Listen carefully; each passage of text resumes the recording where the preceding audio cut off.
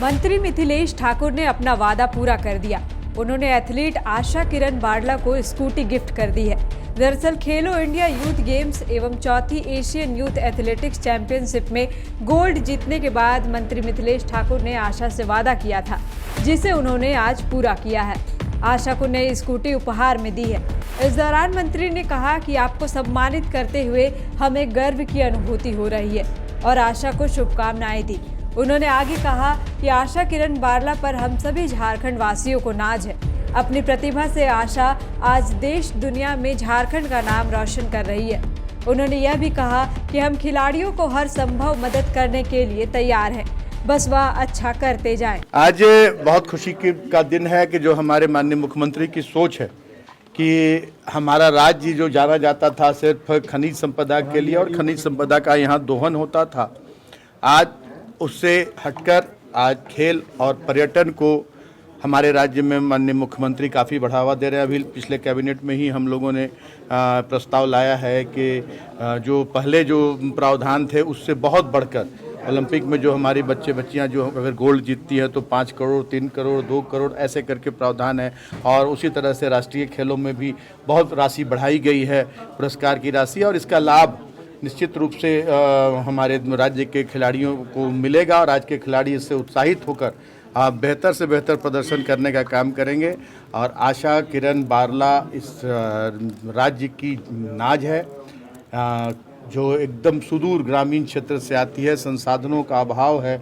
और मैं इनके कोच को भी बहुत बहुत साधुवाद देना चाहूँगा कि जो अपनी देखरेख में इन्हें अपनी प्रशिक्षण दे रहे हैं।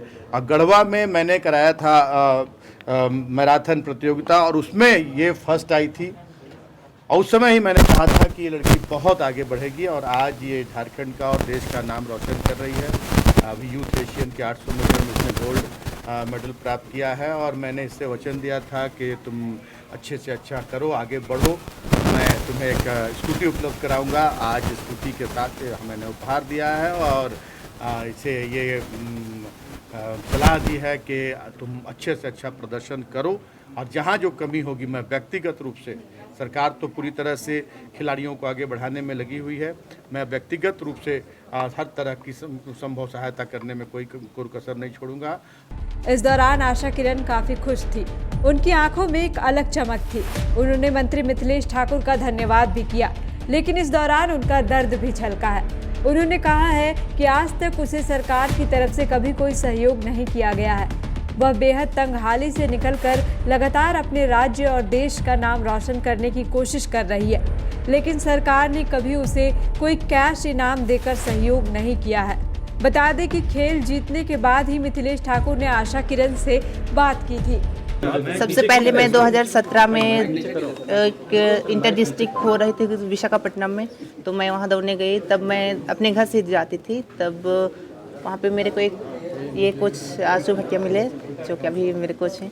तो उन्होंने मुझे देखा और देखते ही मुझे इनको लगा कि ये कुछ कर सकती है, तो इसने वहीं से मेरे को पकड़ के रांची लेकर आया और तब से मैं इन्हीं के पास प्रैक्टिस कर रही हूँ। और रही बात परिस्थिति की, तो बहुत ही दिक्कत होती थी, तो जूता चप्पल नहीं मिलते थे दौड़ने के लिए।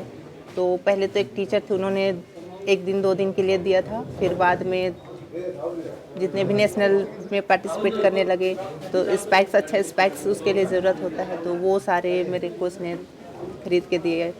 तो बहुत दिक्कत होती थी इस तरह। पिताजी क्या करते हैं?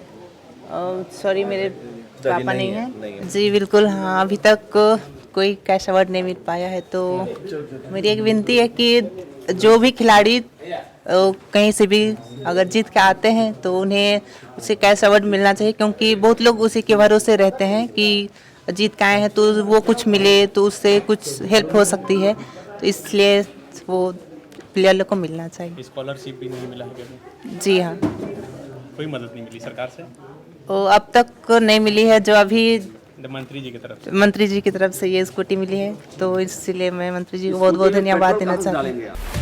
आशा किरण गुमला के कामडारा प्रखंड की रहने वाली है।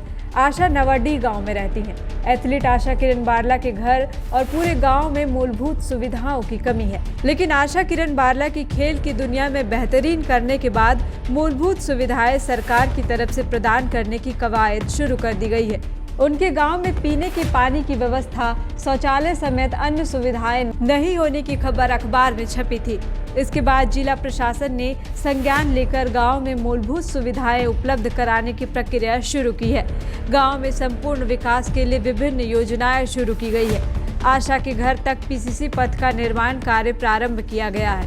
पेयजल के लिए गाँव में 2 बोरिंग का काम होगा। वहीं आवास के तहत निर्माणाधीन आवास को तेजी से पूर्ण करने की प्रक्रिया भी शुरू हुई है। सिर्फ आशा की वजह से जो लड़कियां स्कूल नहीं जा रही थी, उनका स्कूल में नामांकन कराने के लिए भी निर्देश दिए गए हैं। thefollowup.in. Like, share, and subscribe. www.thefollowup.in